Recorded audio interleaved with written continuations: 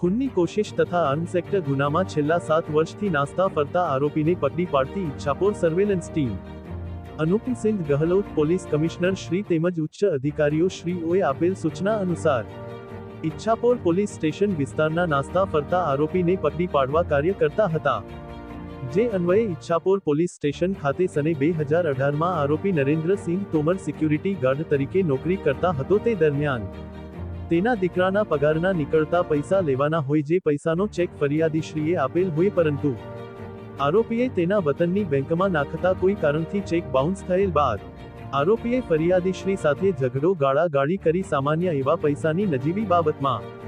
ફરિયાદીશ્રી સામે રાઇફલ તાકી દઈ 2 રાઉન્ડ ફાયરિંગ કરી હતી અને જાનથી મારી નાખવાની કોશિશ કરી ભાગી ગયેલ હતો, જે બાબતે અત્રે ગુનો રજીસ્ટર થયેલ ગુનાના કામે આરોપી નરેન્દ્રસિંહ તોમર છેલ્લા 7 વર્ષથી નાસતો ફરતો હતો,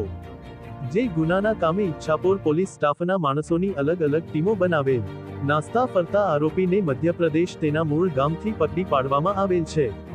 India TV live news bureau chief Mayank Patel.